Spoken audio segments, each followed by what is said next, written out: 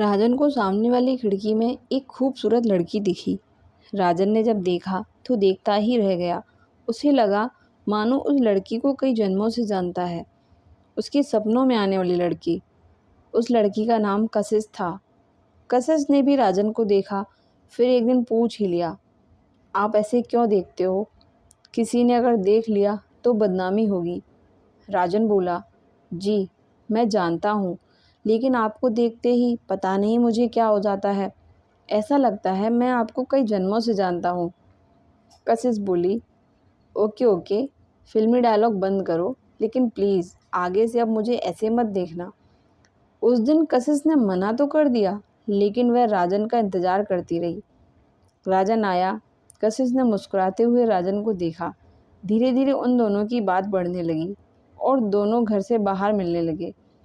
कभी कभी दोनों छुपकर बाहर बाइक से एक साथ घूमने निकल जाते, लेकिन ये लुका छिपी ज़्यादा दिन तक नहीं चली।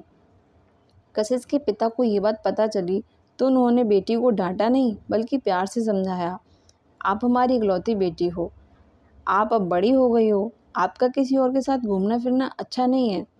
कशिश डरते हुए बोली, पापा बीच में रोकते हुए बोले, मैं जानता हूँ इस उम्र में मन भटक जाता है, किसी को भी किसी से प्यार हो जाता है, लेकिन उसकी सज़ा पूरे परिवार को भुगतनी पड़ती है बेटा। कशिश, लेकिन पापा मैं राज से शादी करना चाहती हूँ और वो भी तैयार है। पापा गुस्से में बोले, शादी? बेटी प्यार अलग है और शादी करके जीवन निर्वाह अलग। प्यार से खाना नहीं मिलता, 2 वक्त की रोटी के लिए पैसा चाहिए। वैसे भी वो हमारी जाति का नहीं है। तुम दोनों की एक गलती से दोनों परिवारों का घर से निकलना मुश्किल हो जाएगा। कशिश ने रोते हुए कहा, लेकिन मैं उसके बिना नहीं रह सकती पापा। कशिश रोने लगती है। पापा प्यार से उसके आंसू पोंछते हैं और बोलते हैं, तो तुम दोनों भागकर शादी कर लो। मैं तुम्हारी माँ और जान पहचान वालों से कह दूंगा कि तू विदेश पढ़ने गई है। कशिश को पिता का प्यार देख रोना आ रहा था।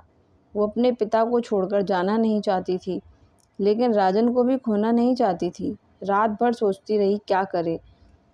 क्या वो अपने स्वार्थ और प्यार के लिए बचपन से प्यार करने वाले माता पिता को अकेला छोड़ दे?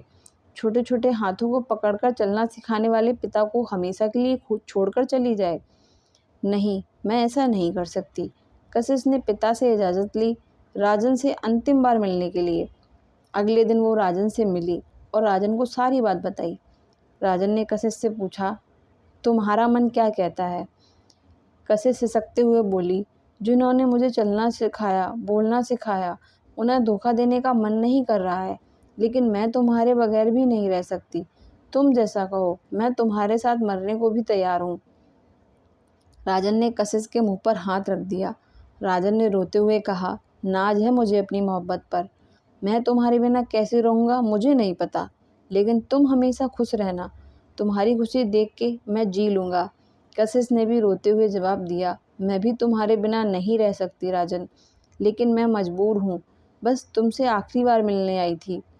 राजन, रोना नहीं कशिश, अगर ये हमारी आखिरी मुलाकात है तो इसमें आंसू नहीं, खुशी होनी चाहिए, जिसे देखकर मैं ज़िंदगी भर याद करके जी लूँ। दोनों एक दूसरे को बाहों में भरकर शांत हो जाते हैं। कशिश ने पूछा, क्या तुम मेरी शादी के दिन आओगे? राजन, आऊँगा, ज़रूर आऊँगा और जी भरकर नाचूँगा।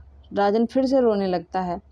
कशिश बोली, खुद कहते हो खुश रहने को, फिर रोते हो। राजन, ये कमबख्त आंसू भी ना रोकने से भी नहीं रुकते। I am happy now.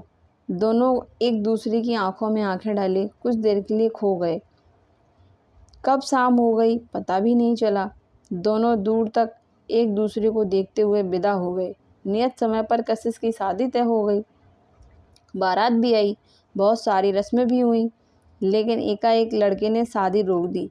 उसके हाथ में कुछ फ़ोटो थे, राजन और कशिश के। उसने उसी समय बुलाने को कहा। चारों तरफ कानाफूसी होने लगी। सभी कशिश के चरित्र पर आवाज़ उठाने लगे। दूल्हा, तुझे तेरे प्यार कशिश की कसम, तू कशिश से प्यार करता है या नहीं? राजन बोलने ही वाला था, तभी जोर से चिल्लाते हुए दूल्हा बोला, अगर मगर कुछ नहीं, हाँ या ना में जवाब दो राजन।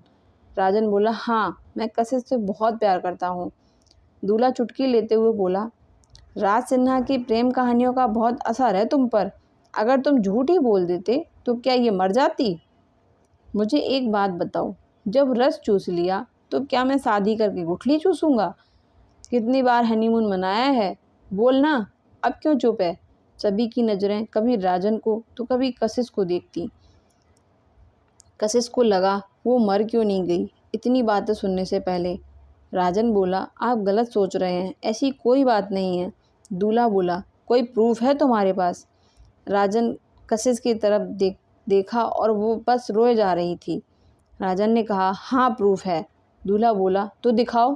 प्रूफ दिखाएंगे। राजन फिर बोला, मरता हुआ आदमी कभी झूठ नहीं बोलता। कशिश को मैंने दिल से प्यार किया है, कभी भी उसे गलत नज़रों से नहीं देखा। वो कल भी पाक थी और आज भी पाक है। इतना कहकर राजन 2 मंजिले से नीचे कूद जाता है। उसका शरीर दूल्हे की कार पर गिरता है। कशिश राजन को चिल्लाती हुई किनारे आती है। राजन की हालत देख वो ज़ोर ज़ोर से रोने लगती है। कशिश बहुत गुस्से में बोलती है, हो गया ना विश्वास तुम्हें दीपक माथुर? तुम भी तो सोनिया के पीछे पीछे कॉलेज में घूमते थे। मैंने तुम्हें उसके बारे में कभी कुछ पूछा नहीं ना? अब हो गई ना तसल्ली? अगर उसे मुझसे सच्चा प्यार नहीं होता तो मैं आज यहाँ नहीं होती। वो कब का मेरे जिस्म से खेलकर मुझे भगा कर ले गया होता और किसी कोठे पर बेच देता। मुझे इस पापी दुनिया में तुम लोगों के बीच नहीं रहना।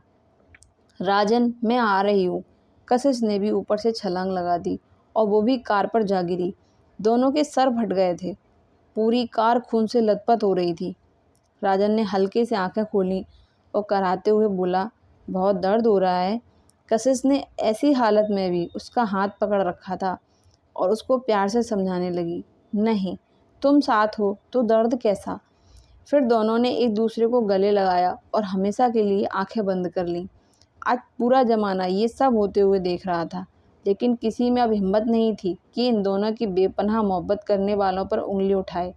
इसलिए दोस्तों, कोई भी युवा अगर गलती करता है तो उनके गार्जियन अगर प्यार से आराम से समझाएं तो वो युवा समझ सकता है।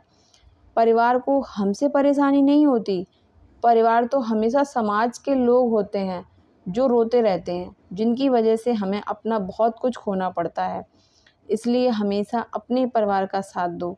और दूसरी ये बात है कि हर प्रॉब्लम का सॉल्यूशन मौत नहीं है। आप ऐसा कभी ना करें। तो दोस्तों, ये कहानी यहीं पर ख़त्म होती है। अगर आपको ये कहानी पसंद आई हो तो मेरे चैनल को सब्सक्राइब करें और वीडियो को लाइक करना ना भूलें।